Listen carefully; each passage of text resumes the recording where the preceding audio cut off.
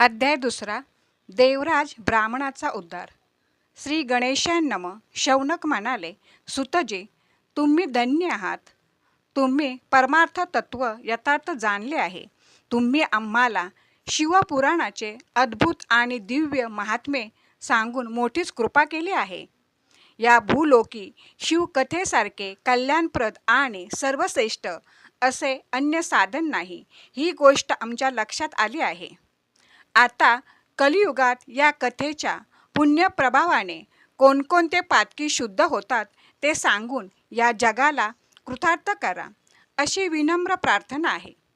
सूत शौनकांना म्हणाले, मुनिवर्य, शिवपुराणाच्या श्रवण पठनाने पापी, दुराचारी, दृष्ट आणि कामक्रोधादी विकाराने व्यापलेले सर्व मानव शुद्ध होतात. मी तुम्हाला याविषयी एक पुरातन कथा सांगतो. तिच्या श्रवणाने मनुष्याच्या पापांचा पूर्णतः नाश होतो. फार पूर्वीची गोष्ट आहे. किराताच्या नगरात देवराज नावाचा एक दुर्बल आणि दरिद्री ब्राह्मण राहत असे. तो वैदिक धर्माला अनुसरून वागत नसे. वैश्यवृत्तीचा अवलंब करून रसादिकांची विक्री करत असे. त्याने विश्वासघात करून अनेकांना फसवले होते. अनेकांना ठार करून त्यांचे धन लुबाडले होते. तो किंचितही दानधर्म करत नसे. तो वेश्यागमन करणारा आचारभ्रष्ट विभ्र होता. एके दिवशी सहजगत्या फिरत फिरत देवराज प्रतिष्ठा नगरपूर नामक नगरात प्रवेशला. तेथे त्याला एक शिवालय दिसले. त्या मंदिराच्या सभामंडपात अनेक साधू आणि महात्मे जमले होते.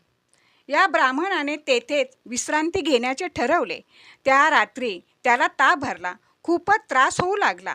त्या समयी एक ब्राह्मण उपस्थित श्रोत्यांना शिवपुराण ऐकवत होता. तापाने फणफणत असूनही तो ब्राह्मण शिवकथेचे लक्षपूर्वक श्रवण करत होता. हे कथा वाचन महिनाभर चालले होते. त्या अवधीत व्याधीने जर्जर होऊन तो ब्राह्मण तेथेच पडून राहिला होता. गलित गात्र असूनही त्याला संपूर्ण पुराण कथा श्रवणाचा लाभ झाला.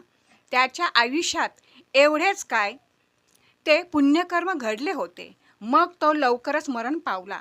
यमदूतांनी त्याच्या जीवात्म्याला पाशाने बांधून मारत मारत यमलोकी नेले. तेवढ्यात भगवान शंकराचे पार्षदगण त्वरेने तेथे आले.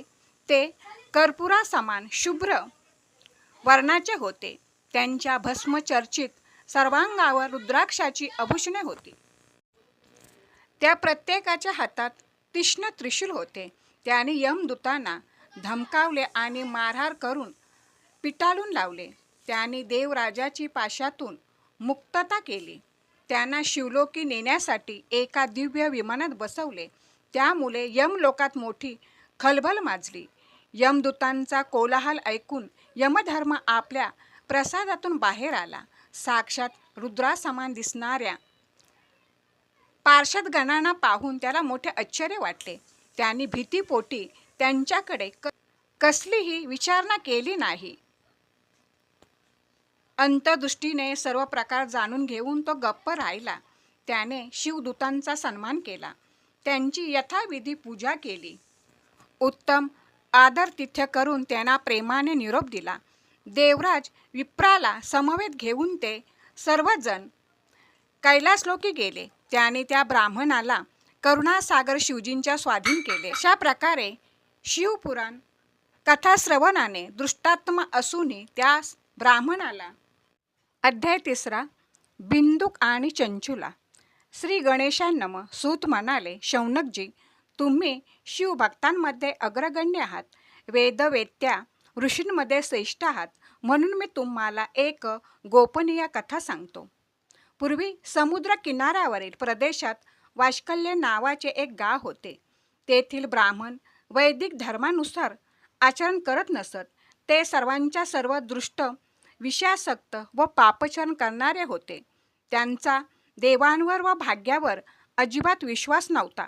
ते कुटिल वृत्तीचे होते. ते शेती करत असत. विविध शस्त्रे बाळगत असत.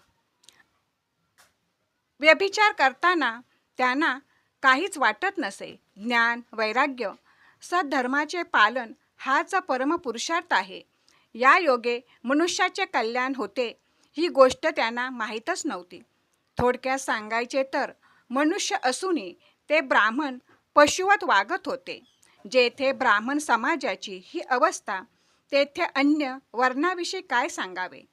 त्या गावातील दुसऱ्या जातीचे लोकही स्वधर्मविमुख, वाईट, कुस्तीत विचारांचे, कुकर्मरत आणि व्यसनी होते.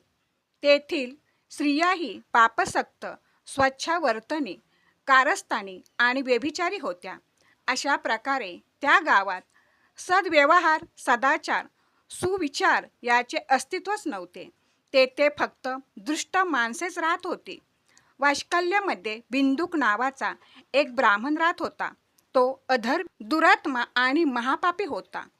चंचुला ही त्याची पत्नी, ती मात्र धर्मानुगामी होती. तिच्यासारखी सुंदर साध्वी पत्नी असूनही तो ब्राह्मण वेश्यागमन करत असे. तो आपल्या पत्नीची नेहमीच उपेक्षा करे. त्याचा सहवास न लाभल्यामुळे चंचुला कामपीडेने रात्रंरात्र तळमळत राहायची. पतिव्रता धर्माचे आणि स्वतःच्या चारित्र्याला कलंक लागू नये म्हणून तिने बराच काळ या सर्व क्लेशांना सहन केले. तिने आपल्या पतीचे मन वळवण्याचे सर्वतोपरी प्रयत्न केले, पण व्यर्थ. त्याचा स्वभाव बदललाच नाही. शेवटी ती तरी किती सहन करणार. पतीच्या वागणुकीला कंटाळून तीही धर्मभ्रष्ट झाली, व्यभिचार करू लागली. काही दिवसांनी तिच्या पतीने एका शूद्र जातीतील वेश्येशी लग्न केले आणि अन्यत्र संचार थाटला. चंचुला आपल्या पुत्राचे जमेल तसे पालन पोषण करू लागली. अशी बरीच वर्ष लोटली. बिंदुक ब्राह्मण वार्धक्याने मरण पावला. यमदूतांनी त्याला नरकात घालून अन्यनीय यातना दिल्या. मग त्याला पिशाच योनी जन्माला घातले. तो दुष्ट पापी ब्राह्मण भयंकर पिशाच होऊन विंध्य पर्वतावर भटकू लागला. पतीच्या निधनानंतर मूढमती चंचुला आपल्या मुलांच्या संसारात रमली. एके दिवशी कुठल्या तरी पुण्यपर्वणी निमित्त ती आपल्या भाऊबंधांसमवेत गोकर्ण क्षेत्री गेली. यात्रेकरूंना तीर्थस्नान करताना पाहून तिनेही एका तीर्थात स्नान केले. मग ती जत्रेतील मौज पाहत इकडे तिकडे भटकू लागली. फिरत फिरत एका मंदिरात गेली. तेथील मंडपात एक ब्राह्मण शिवकथा निरूपण करत होता. भगवान शंकराची परमपवित्र आणि मंगलकारक पौराणिक कथा ती लक्षपूर्वक ऐकू लागली. कथेच्या अनुषंगाने तो ब्राह्मण श्रोत्यांना उद्देशून म्हणाला, ज्या स्त्रिया व्यभिचार करतात त्यांना मृत्यूनंतर यमलोक प्राप्त होतो. यमाचे दूत त्यांना, आम्ही व्यभिचार करणार नाही, आम्हाला सोडा, असे वारंवार ओरडून सांगतात. पण यमदूतांना त्यांची दया येत नाही. तेथील नियम देव, ऋषी, मनुष्य अशा सर्वांना समान बंधनकारक आहेत. तेथे कोणालाही सूट नाही. प्रत्येकाला आपल्या दुष्कर्माचे फल भोगावेच लागते. म्हणून स्त्रियांनी व पुरुषांनी केव्हाही अधर्मास प्रवृत्त होऊ नये. पुराणिकाचे बोलणे ऐकून चंचुला भयाने व्याकुळ झाली. तिच्या सर्वांगाला घाम फुटला, घशाला कोरड पडली, शरीर थरथरू लागले. कथा संपल्यानंतर सर्व मंडळी निघून गेले. चंचुला पुराणिकासमोर गेली. तिने त्याचे पाय धरले व म्हणाले, हे ब्राह्मण देवता, धर्माला न जाणण्यामुळे माझ्याकडून सतत दुराचार घडला आहे. तुझ्या मुखातून प्रवचन ऐकून मला माझी मरणोत्तर गती स्पष्ट दिसत आहे.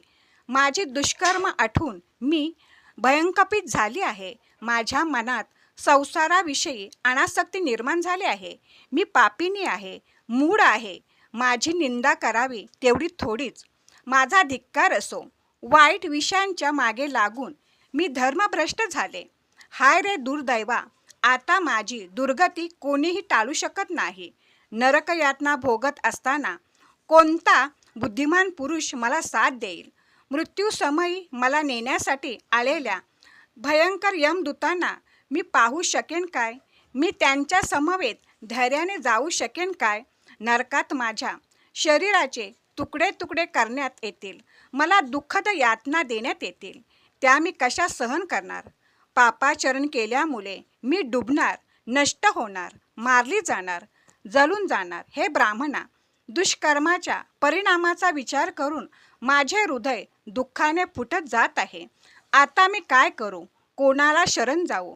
मला माझ्या कुकर्माचे पश्चाताप होत आहे. मी तुझे पाय धरले आहेत. आता तूच माझी माता, तूच माझा पिता. तुला माझी करुणा येऊ दे. तू मला पापमुक्त होण्यासाठी मार्गदर्शन कर. माझी निराशा करू नकोस. मी तुला मनोमन गुरु मानले आहे. तू या अबलेचा उद्धार कर. सूत म्हणाले, शौनकजी, अशा प्रकारे खेदाने विलाप करत चंचुला त्या ब्राह्मणाला एकसारखी विनवणी करू लागली. तिची अवस्था पाहून त्या विप्राला दया आली. त्याने तिला प्रेमपूर्वक उठवले. तो तिचे सांत्वन करू लागला. अध्याय 3 समाप्त.